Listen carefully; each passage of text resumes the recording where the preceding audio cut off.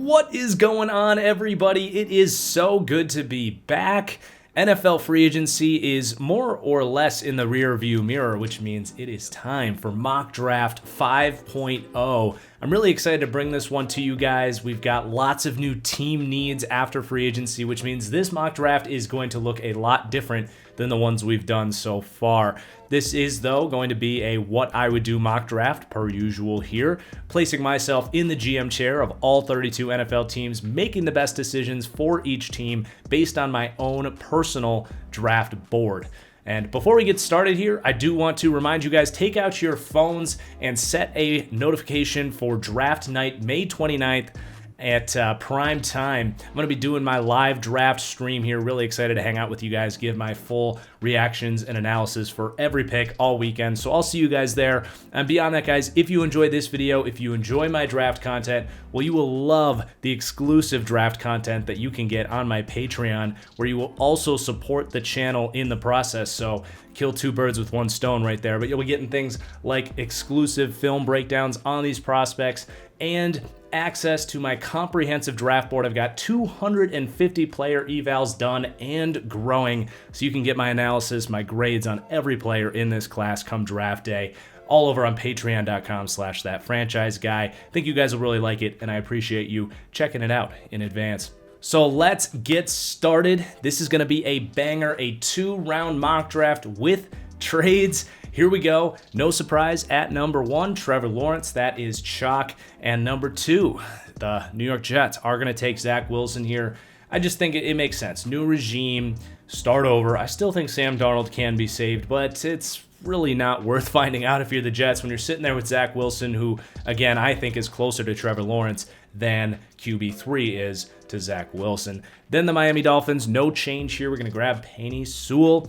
The left tackle, right tackle, wherever you want to play him. I think this is bonus money because you can then kick Robert Hunt, who is a, let's just say, questionable right tackle. You don't know if he's going to be good there or not long term, but I think he can be a really good guard in the NFL for a long time. So you kick Robert Hunt inside, and Penei Sewell makes that, honestly, a strength for the Miami Dolphins to build around Tua there. So first 3, no change. And then number 4, we are actually going to get some change here. Atlanta actually did a very sneaky thing here during free agency. They actually restructured Matt Ryan's contract, kicking that can down the road, which is going to make it very difficult for them to move on from him pretty much within the next 3 seasons. So to kind of recommit to Matt Ryan here based on that move, I do think makes sense. It's not easy. It's not an easy decision at all. I still think it makes a ton of sense if you wanted to grab, say, Justin Fields and solidify the development and long-term future of that quarterback position. Again, it's a very difficult decision, but the defense needs repaired, and you can get a ton of value for this pick if you're not going to be drafting a quarterback.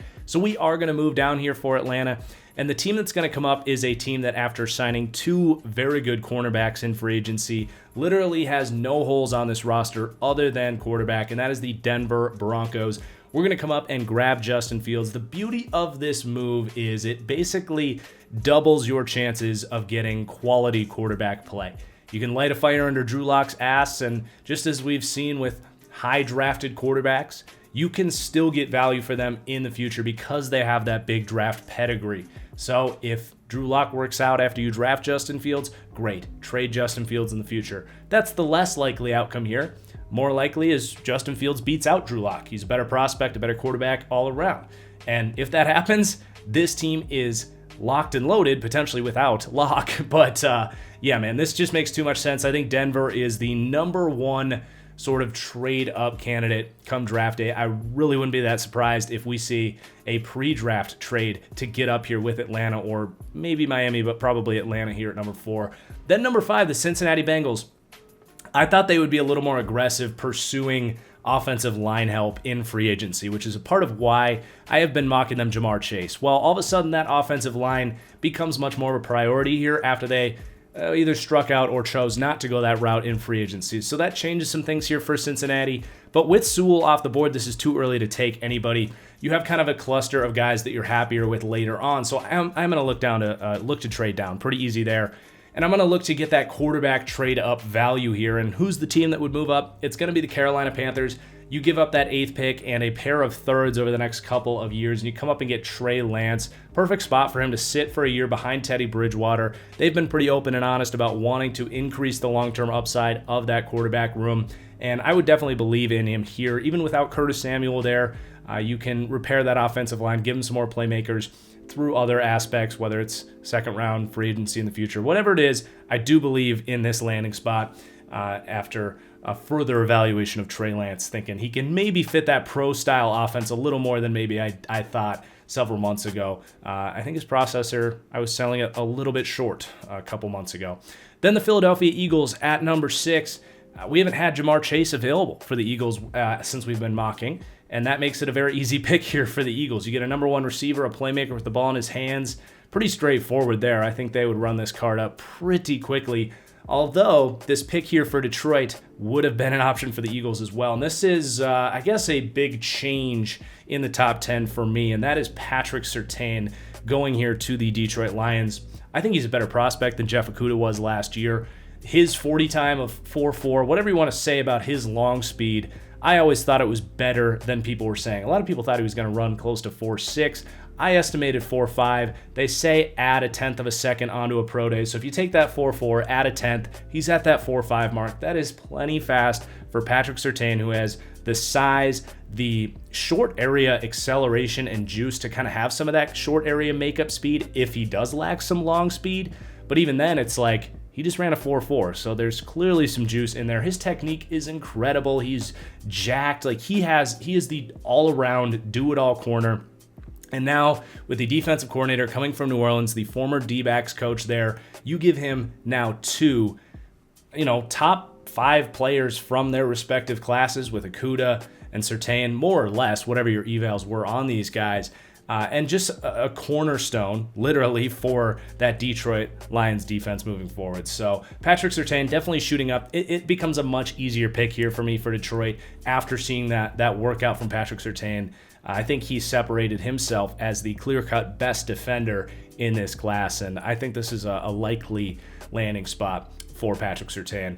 Then we have the Cincinnati Bengals where we traded down, and the pick here is going to be Rashawn Slater. He's the next best available offensive lineman. So they did sign Riley Reif in free agency.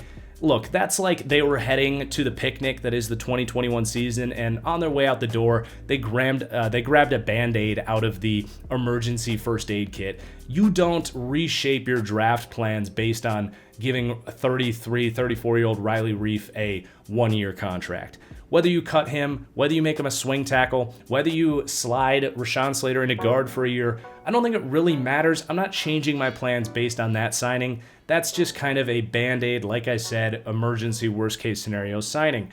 But the beautiful thing here about Rashawn Slater is he does have that flexibility to play guard. You could potentially slide Reif inside. There's options there, but this is a clear upgrade for this offensive line.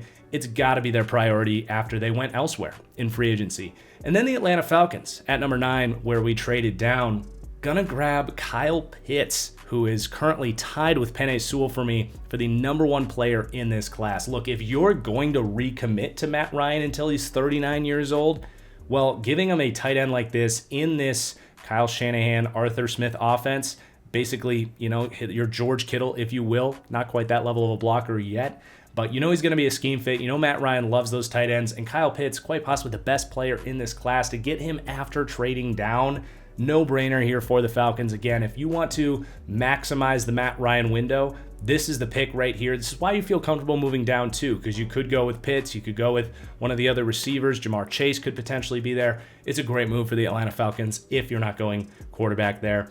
And then the Dallas Cowboys at number 10. This gets actually much more complicated with Surtain kind of moving up for me, and with the new added injury questions to Caleb Farley becoming a much more risky pick there with some back issues that have started to plague him now multiple times. And I think number 10 is a little bit early there for Caleb Farley. You could certainly go that route. You could also look to trade down, thinking you could either go Horn or Farley. But the 49ers at number 12 are going to have their eye on J.C. Horn. They've messed around with injuries. I don't think they're going to really want Caleb Farley. So to me, I'm not going to mess around myself with the Dallas Cowboys. Let's just grab J.C. Horn, who I think without the injury concerns is your number 2 corner. He's a great scheme fit there, big, long corner who can play in this Seattle 3 defense. And that's one of the biggest holes across the league is the number 1 corner for the Cowboys. So let's just take care of it. Let's not mess around with the trade downs and all that stuff. It's a really good roster and get the day 1 impact there that you feel good about being able to play in year 1, because obviously Dallas has expectations and you just don't know if Caleb Farley's going to be ready to go.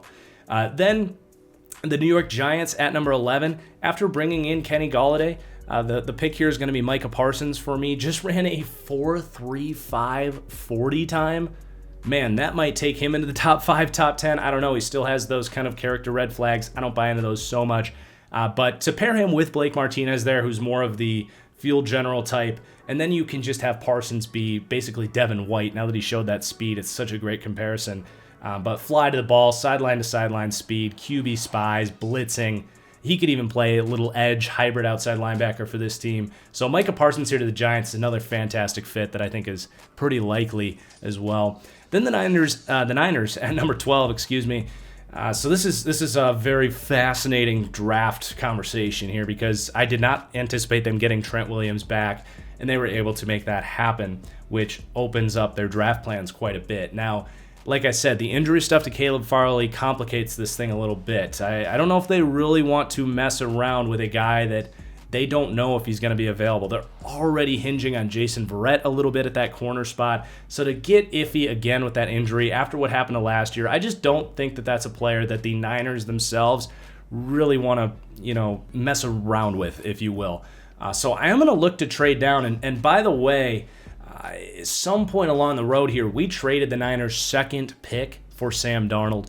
Just kind of a long-term, higher upside plan there, if you will, for Jimmy Garoppolo. Now, it does get complicated with the contract stuff and all that, but Sam Darnold, he's such a great scheme fit with the mobility, those bootlegs, the ability to throw on the run. Just all around, I think this would be an amazing spot for him to break out. And you have a situation where he's not forced to start with Jimmy Garoppolo there. So to get Darnold for their 2nd round pick is just alone an amazing draft move. But that was done in there somewhere after the Jets decided to take Zach Wilson, maybe even before the draft, who knows. But we are going to trade down here because without Caleb Farley being an option for this team, I'm going to try to get down and take a group of corners that are available later on. And the team that's going to come up here, it's going to be for Jalen Waddle, who's clearly the best player available. It's going to be the Tennessee Titans, who just lost Corey Davis. Yes, they signed, Roberts from from LA Rams, but he's not a true number 2. He can be a number 3 like he was for the Rams, but you got to get some explosion in there, some separation, just like you had with Corey Davis. Jalen Waddle, a different player, but he would be a phenomenal fit here with the deep play-action passing game with Ryan Tannehill. So going to come up for Jalen Waddle. It's not going to be cheap. It's going to cost that 2nd-round pick, so the Niners get Darnold while also getting another 2nd-round pick, and you're going to get a 3rd-round pick next year, and then you're sending a 4th to Tennessee as well. So a big trade here, but the Titans coming up for Jalen Waddle starting to slip a little bit here. Then the LA Chargers at 13, very easy decision. Christian Darrisaw sitting right there. I think the Chargers are big winners from the 49ers re-signing Trent Brown in a lot of ways because Trent Williams decided not to go to the Chiefs, which obviously helps the Chargers, but it also is going to help them land a very good tackle there at 13. Then the Minnesota Vikings, they have been a trade down candidate this whole time. I think that's even more so now that they have addressed defensive tackle in free agency. So we're going to move down with the Miami Dolphins with Devontae Smith sitting there. Dolphins giving up a 3rd-round pick, a 7th-round pick. The Vikings love their 7th-round picks. So the Dolphins coming out of here with Penei Sewell and Devontae Smith. Dolphins fans are going to be very happy about that, but I could actually see Smith falling into this 13 to 15 crop. Then the New England Patriots at 15. This is a fun team to talk about. I really dove into them in the podcast before I had my little vacation last weekend. I like what they're doing surrounding Cam Newton with the correct pieces. I don't think they need to go Mac Jones here. I think they would absolutely think about it, and I had really struggled with this as far as, do you try to win with Cam Newton? Do you bring in Mac Jones? You could really go either way. But without a third-round pick there, I am going to move down. I think that with the running game that they're looking to build here with this offensive line, Cam Newton as that added piece in the running game does bring a lot of value to this team. So we're going to stand by Cam Newton for another year here and trade down with the Washington football team, who's going to come up and add another quarterback to the room there. I know you got Fitz, you got Heineke. You don't want to count on those guys. Washington, yes, they want to win next year, but for them to go all in on trying to do it with Ryan Fitzpatrick, it's just not good process. You want to make sure you can figure out that quarterback situation for the continued, sustainability of this team. Ryan Fitzpatrick is not a sustainable option at quarterback. He gives you a chance to compete next year, but let's come up and get Mac Jones, who I think with this team, with an offensive line in place, after you added Curtis Samuel to pair with Terry McLaurin, Mac Jones could actually have a lot of success here for the Washington football team. You come up and stop a team like, say, the Bears from coming up and making this move as well. And you convince the Patriots not to do it themselves. So we're going to come up with Washington. You give up a third-round pick to do it. Their roster is plenty good enough to make that sacrifice. Then the Arizona Cardinals. This is a team that's taking risks, and they're going to do it again here, grabbing Caleb Farley. Steve Keim is rolling the dice on this year. If Caleb Farley can get in there and be healthy, it's a slam dunk pick. Very par for the course with their process, and it's their biggest need. So pretty easy selection there for the Cardinals. Then the Raiders have had a massive hole at right tackle open up ever since our last mock draft. So we're going to grab Tevin Jenkins. I know Samuel Cosmi is there. He's technically a higher rated tackle for me, but you have your left tackle figured out. If it's close, I'm going to take the guy that has the experience at right tackle. Not to mention the scheme fit here with Tevin Jenkins. The Raiders love a lot of kind of inside zone power runs. Tevin Jenkins, possibly the best run blocker in this class after Penei Sewell, fits the mold there. He is very similar to Trent Brown as a player. I think Gruden's going to fall in love with Tevin Jenkins, and quite possibly a big reason he was willing to part with Trent Brown was because they have plans to draft this player at 17. So a great fit, tiny bit early, but it's a huge need. He's a hell of a football player, so we're going to go that route. And then the Vikings, where they traded down, the big reason I wanted to move down was to get the number one guard, Elijah Vera Tucker here. Really good football player. I'm not quite as high on him. I don't think he's quite as explosive and high upside. People are saying he's going to be Quentin Nelson and Zach Martin and all this. I don't see that. I think he's going to be a very quality guard. And a huge need for the Vikings here after you move down and picked up, a third rounder and a seventh rounder. So good move for Minnesota. Then New England, I am going to go with Rondale Moore, a very polarizing player. Measures in at 5'7", which initially in his pro day, people were kind of shying off a little bit, and then he runs at 4'3".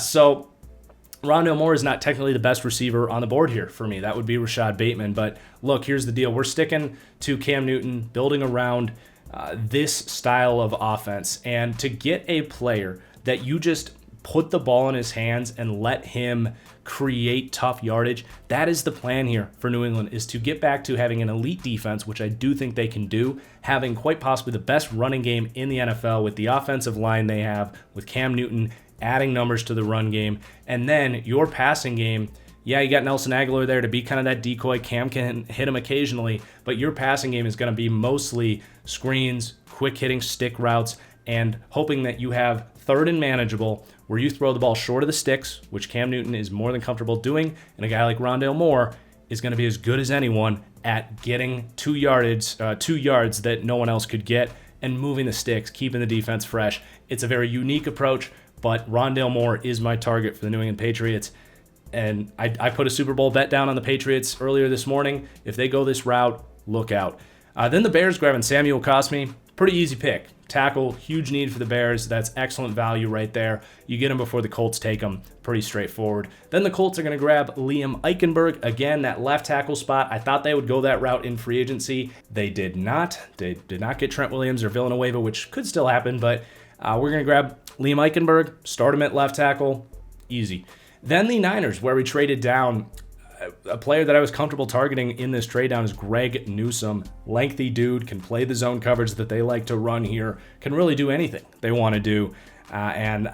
He's a high riser, man. He is a freak athlete, tested incredibly well. His tape is good. So this would be a really good player for the Niners after everything they were able to add in that trade down. Then the New York Jets. I struggled with this one because a lot of tackles are off the board. They signed Corey Davis in free agency, so that receiver need isn't exactly there so much at 23. You could go with like the best edge player available here, but I really want to improve this offensive line, and the best player available is Creed Humphrey.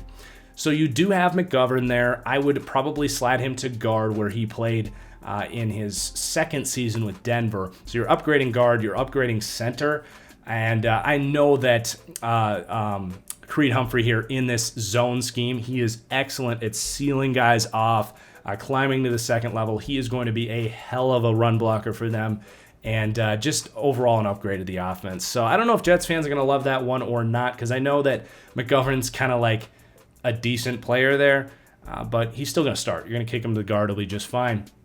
And he might even be better at guard. And then we're going to grab Najee Harris for the Steelers. Steelers fans probably getting tired of this, but I really do think this makes a ton of sense for them to get an elite running back who I think will be a top 10 back in year one. I do think they lack that physical, imposing thing in the running game. It's similar to what we said about New England. Play great defense and then have a great run game that can, keep the defense off the field, fight for tough first downs.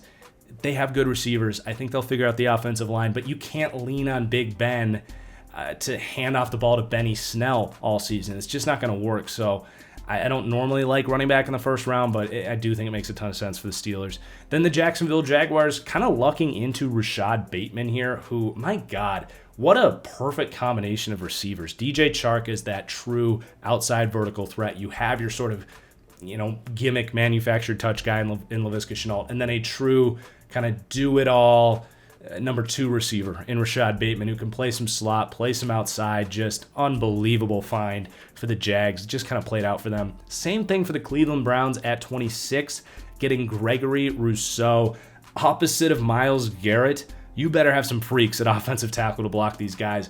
I'm not going to dive into Gregory Rousseau here, but to get him at 26 here, just unbelievable steal, find, you name it. And then the Baltimore Ravens at 27, I'm going to grab a center, Landon Dickerson. So you got your Kevin Zeitler in free agency, and now let's beef up that center, get back to having a dominant offensive line there for Lamar. I personally believe, after I reviewed Lamar's tape, that the offensive line is a bigger issue for him than getting a perimeter receiver. To be completely honest, Lamar just doesn't throw the ball outside the numbers deep all that much. You do have Marquise Brown to be that. You got Miles Boykin. Maybe you add another piece in free agency or later in the draft, but it's just not a huge priority for me as I kind of do some self-reflection on this Ravens team. So let's get Landon Dickerson. They love Alabama players. Pair him now with Zeitler. You have a huge competition at left guard, and get back to business and badass offense for the Ravens. Then the New Orleans Saints, J.O.K. Jeremiah Owusu-Koramoah. Plug him right in where you had Quan Alexander. We've been making this pick a lot. If he falls, I think they'll run this one up to the podium pretty quick. Then the Green Bay Packers, gonna land Asante Samuel in this situation. Yes, they re-signed Kevin King. I have no godforsaken reason why and why they gave him anything more than a veteran minimum, but to lean on him would be an idiotic move. Wouldn't be the first idiotic move that this team made by far, but if this is me drafting, I'm grabbing Asante Samuel here. They need help at corner bad. Maybe Kevin King starts and Samuel starts in the slot in this situation. I don't know, but they need corner desperately.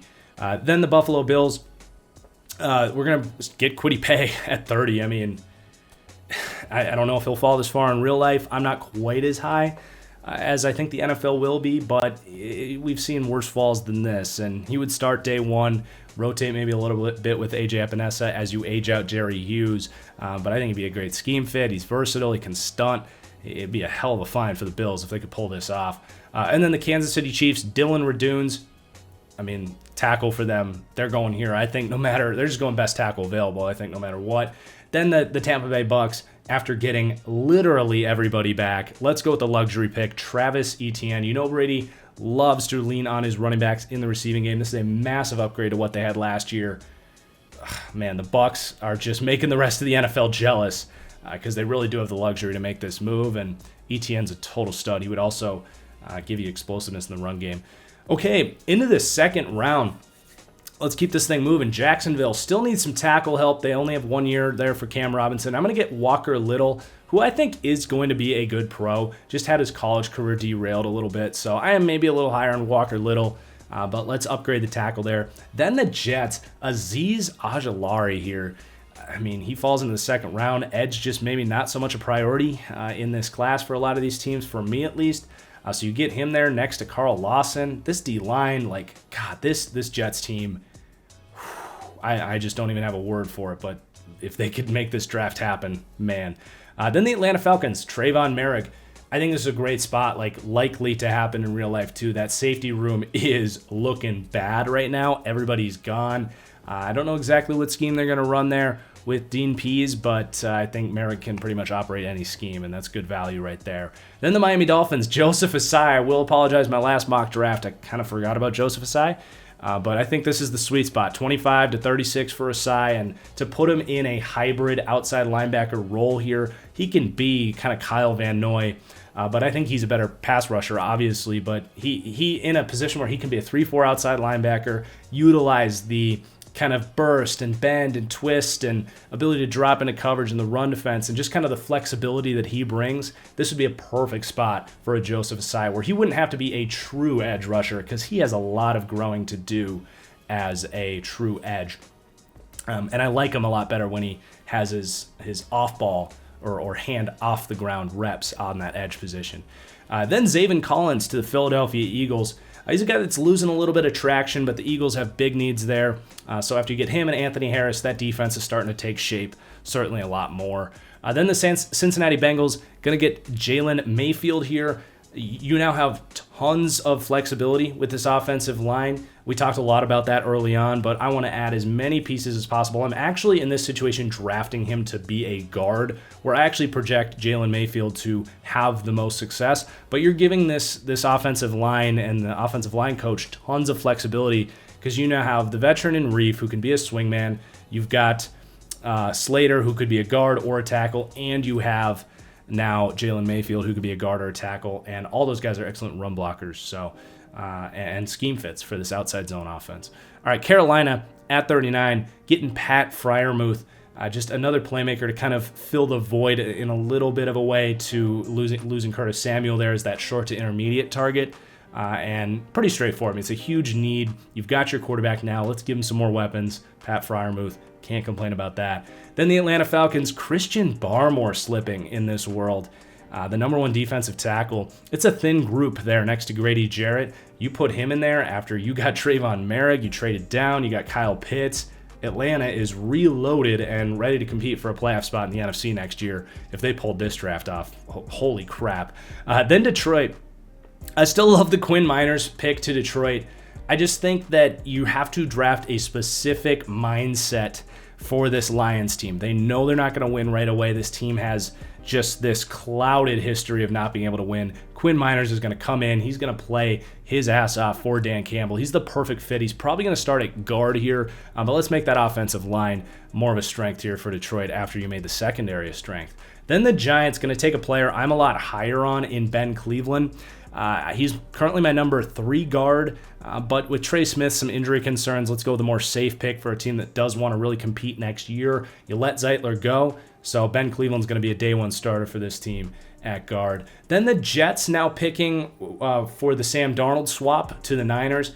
And this was a very tough spot for me. I do want to go offensive line, and I wasn't crazy about this pick, but the flexibility that you're going to get from Jackson Carman, I really like, because you don't really know what's going on at right tackle there with Fant.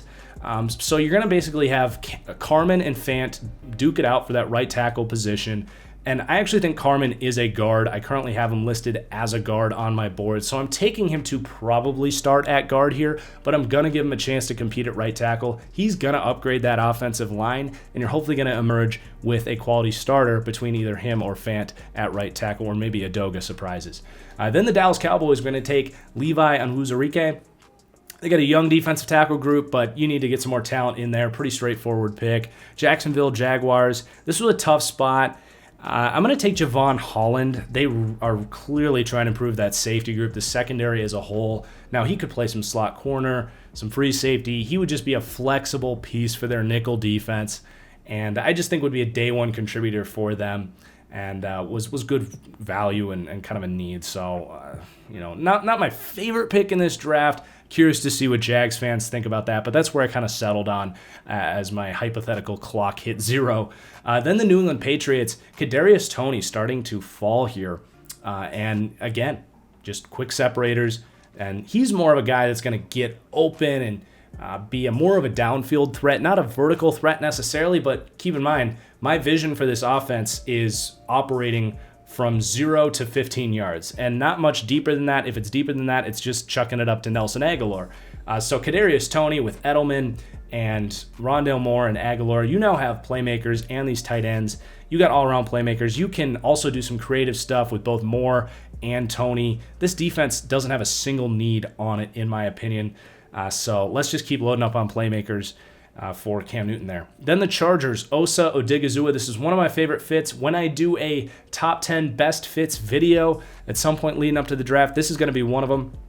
You've got Brandon Staley coming over from the Rams. Osa is built like Aaron Donald. He's going to play that similar hybrid defensive end role here. Not going to be as good as Aaron Donald, but I think Brandon Staley will have eyes for this guy. And that kind of number 2 defensive tackle next to the veteran from Minnesota, name's escaping me, but that's a big need for them. So I love this fit for the Chargers. Then the Raiders at 48. I'm going to take Richie Grant. They have desperate needs at that safety spot, and it really is that straightforward, especially at free safety, where I think Richie Grant is probably the best true free safety in this class. Then you've got Arizona at 49. I know they signed A.J. Green, but that's not a long-term answer. I want that vertical presence for Kyler Murray. I originally had Seth Williams here. I was a little disappointed in his 40 time, so he's getting pushed down a little bit. But also in this scenario, Tylan Wallace is available. Again, I don't know if he'd start over A.J. Green in year 1, but I'm just not leaning on A.J. Green, even this year, if not long-term.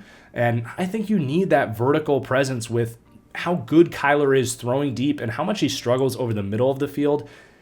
Obviously, you have Hopkins as a deep threat, but you want to use him in other ways too. So Tylan Wallace is kind of the missing piece for this Cardinals team. I like them getting Jalen Waddle in the first as well, but it's hard to make that work out because they're missing a third-round pick. So I love this spot for Tylan Wallace.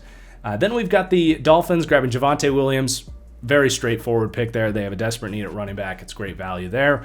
Then the Washington football team at 51. We're going to take Nick Bolton, linebacker out of Missouri. Great coaching staff to get the most out of him. It's kind of a sneaky need as you got Reuben Foster's a free agent. They let Kevin Pierre-Louis go to the Texans. So a starter next to Cole Holcomb there to round out that defense. And all of a sudden this roster is looking impeccable.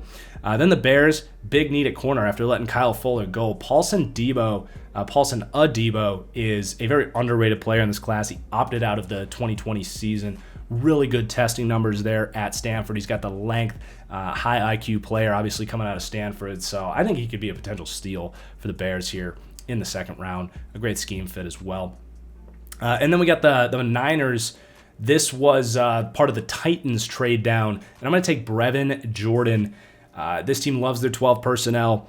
You could go with a receiver like Terrace Marshall, but they've got their 2 receivers, and they don't really look outside the numbers. They want to operate over the middle of the field, and Brevin Jordan is just the perfect complement to George Kittle, because Kittle's such an incredible blocker. Brevin Jordan can be more of that wing tight end where he doesn't have to be as good of a blocker, but that speed, the run after catch ability, it'd be such a headache. It'd be such a perfect fit. Think about Jonnu Smith coming to the Niners. Like, that's what this basically would be. And beyond that, Kittle, with his play style, he has a hard time staying healthy. So if he goes down, you got a much better answer at tight end. So I love that fit there after you traded down. Niners having one of the best draft situations here, walking away with a starting corner, a new tight end, and Sam Darnold. I mean, man. Then the Indianapolis Colts going to take a bit of a risk here. I don't know if this organization would go this route or not, but Jalen Phillips falling because of the concussion history. A lot of these edge guys getting pushed down a little bit in this draft for whatever reason. But he's sitting there here for the Colts. We're going to take him. We're going to risk that he can stay healthy, and he might be a top 15 player. And the Colts, again, walking away with a quality left tackle and an edge rusher that could be a day one immediate impact. Ooh, man. Then the Pittsburgh Steelers, I struggled with this one because the offensive line is definitely getting scary here, but I'm going to take Ronnie Perkins, who I just think is a much higher upside and honestly bigger impact to the way that this defense runs than Alex Highsmith. I like Highsmith, but I don't know if he's going to give you what they had in Bud Dupree as that pocket-pushing power. Ronnie Perkins, my comp for him is actually Bud Dupree. So I love this fit, and I don't think they really want to lean on Alex Highsmith if they don't have to, because he doesn't really have that power element to his game, and TJ Watt, as great as he is, doesn't really bring power and pocket pushing that I think they really valued in Bud Dupree. So it's kind of a self-introspective look at this team. I think that's the pick. Then Seattle, corner, an obvious need. I'm going to take Eric Stokes. He's got the length to play this defense, and he had on tape, he had a bolted back playing cover 3, covered a deep crosser coming the other way, very reminiscent of the old Richard Sherman. So I think he can definitely play this scheme. He's got to learn to press a little bit better, but with losing the guys they have in that secondary, big need there for the Seahawks. Then the Rams, going to take a risk on Trey Smith. The pieces on that interior offensive line are okay, but I think Trey Smith would plug in at left or right guard and be an excellent move blocker for this system. And a bit of a risk for the Rams, but they're known for doing it. He's actually my number 2 guard in this class. Just a little bit of those injury red flags. And then the Baltimore Ravens, I'm going to take my dude, Cam Sample, similar to what we said about the Steelers. Pocket-pushing edge. I know the Ravens are clamoring, the Ravens fans are clamoring for a receiver. You got Terrace Marshall sitting there on the board. I think you can get that in the 3rd round. I'm going to take the edge rusher now that I think will be my best edge rusher on day one, and that is Cam Sample, who I have eyes for this player from the Ravens. He is the exact type that they look for. Then the Cleveland Browns, such a luxury at this point after you got an edge early on. You could go linebacker, but they've kind of got some pieces that I think they're sort of counting on to step up next year. And I'm going to take Tutu Atwell. You got Odell with his injury history. Obviously, you hope he can stay healthy. You got Jarvis, but he's not much of that vertical stretcher. Tutu is a luxury pick here in this offense. The vertical ability. Baker is a really good deep ball thrower. Let's give him someone that can go track a deep ball and outrun defensive backs. It's definitely a luxury pick, but just coming up the road a little bit from Louisville, man, this Browns team would just be stacked. I actually put a Browns Super Bowl bet in this morning after I filled out the 2-2 card there. Maybe got a little excited. But then the Saints kind of lucking into Terrace Marshall here. I mean, they get out of here with JOK and Terrace Marshall. It'd just be the Saints doing their draft magic yet again. Just kind of worked out that way with the depth at receiver in this class. But staying home in LSU doesn't need to be a day one impact for them, because I don't know how much they're going to compete day one, but he's going to be a great vertical presence for Jameis Winston that likes to launch the ball downfield. So I think he could be a day one impact. Then the Buffalo Bills, Diami Brown, they let John Brown go, so we're going to plug in another Brown vertical threat right there. Kind of a plug and play in that role. And gives you some more like long-term stability at that receiver position, because you got some pieces that with now Sanders and Cole Beasley, like you don't know if they're going to be there long-term with Josh Allen. Then Green Bay going to get Jalen Darden, a playmaker finally for Aaron Rodgers, to be that short to intermediate quick separator so that Rodgers doesn't have to hold the ball so long. He can get rid of it to someone other than Devontae Adams. They can also manufacture touches for him. Excellent fit and a piece of this offense that they are desperately missing. Then the Chiefs at 63, we're going to take Carlos Basham. They need a day one impact on the edge. I know they were bringing in Melvin Ingram for some conversations. That didn't work out. You have literally nobody on this roster opposite of Frank Clark, and Frank Clark can't be around here forever with that contract. So Basham is a really nice compliment as a do-it-all defensive end. He can step inside if he need to. A day one edge impact kind of gives them what they wanted from Alex Okafor. And then the Tampa Bay Bucks, again, kind of a luxury. This roster is loaded. Let's aim for a little more long-term sustainability with Jason Owe. Can't think of a much better place for him to develop where he can learn from Shaq Barrett, Jason Pierre-Paul, who had to come in just like Owe as this raw freak athlete type. And also a great scheme fit there as far as this aggressive blitzing 3-4 defense. So Jason Owe, Sneaking into the back end of the second round, long-term developmental edges. Both those guys are, Barrett's going to be around for a while, but Pierre-Paul probably not going to be there forever. And there's the mock. I love this mock draft. I think I nailed it for every team. I'm definitely curious to see what you guys think. What did you think of the picks I made for your squads? Would you be happy if I was your GM? Please do hit that like button, guys, if you enjoyed. If you enjoy my draft content, do consider checking out my Patreon. You'll support the channel in the process. I really appreciate you. And that's it, man. Cheers, and we'll see you later.